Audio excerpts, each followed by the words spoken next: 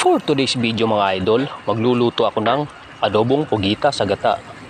Pero bago ang lahat, kung bago pa lamang po kayo sa aking channel, please subscribe para updated po kayo sa aking mga video.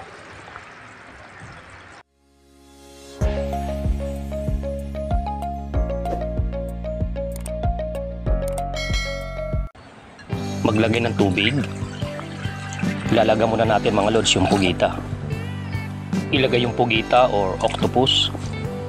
Maglalagay ako ng pampatanggal ng lansa, luya, tsaka lemongrass o tanglad. Pakuluan natin hanggang 45 minutes hanggang sa lumambot po yung ating pugita. After 45 minutes mga lods, hangoy na po natin at ilagay sa isang lalagyan. Palamigin muna natin to bago po natin hiwain.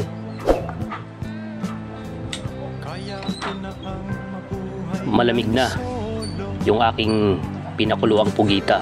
Pwede na po natin itong hiwain.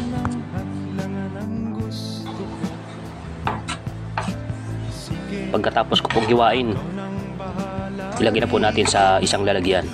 Salamat nga po pala sa mga bago kong subscriber dyan at sa mga dati ko pa pong subscriber. Maraming salamat po. So ito na po yung aking nakahiwang octopus o pugita. Iluto na po natin. Maglagay lang po tayo ng mantika. Igisa na po natin yung ating sibuyas. Hiniwa ko lang po ito mga idol ng maliliit. Haluin lang po natin hanggang sa lumabas yung natural na sweetness ng ating sibuyas. Isunod na po natin yung ating minced garlic tsaka yung luya. Isa rin po ito sa mga lagi nating ginagamit na pampatanggal ng lansa sa ating mga niluluto. Next, ilagay na po natin yung ating hiniwang octopus o pugita. Haluin lang natin to ng gusto. Nang maigisa ng maigi yung ating pugita. Maglalagay po ako dito ng 2 kutsarang toyo, sumirit.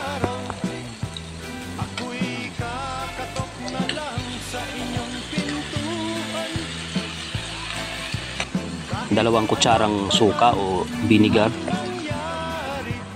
1 kutsarang Knorr seasoning, 1/2 teaspoon na MSG.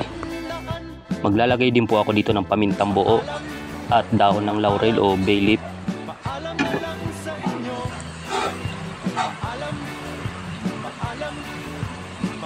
Sa gata naman po, maglalagay po ako dito ng 1 cup ng pangalawang piga. Haluin din po natin para ma-absorb po nung laman ng pugita yung ating inilagay na gata.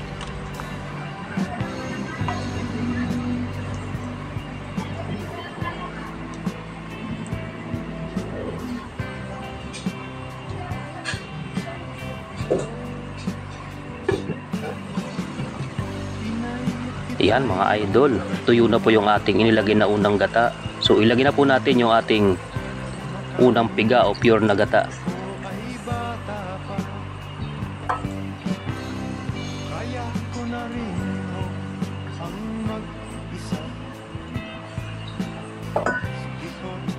Timplahan na po natin ng asin, 1 teaspoon at 1 teaspoon din ng asukal.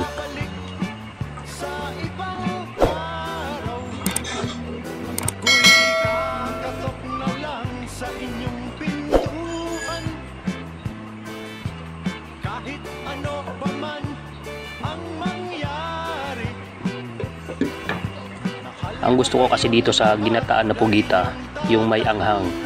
Kaya maglalagay po ako dito ng kaunting sili, yung tama lang po.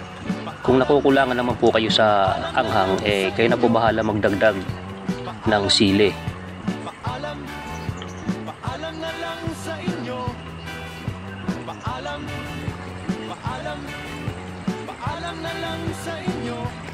Ayan, luto na yung ating adobo sa gatang pugita.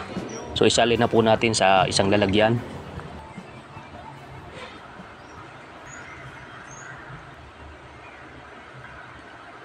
Kung hindi pa po kayo nakapag-subscribe sa aking channel, pakipindutin lamang po yung ating notification bell button para updated po kayo sa aking mga video at sa susunod ko pang gagawin mga video. Salamat po sa panonood.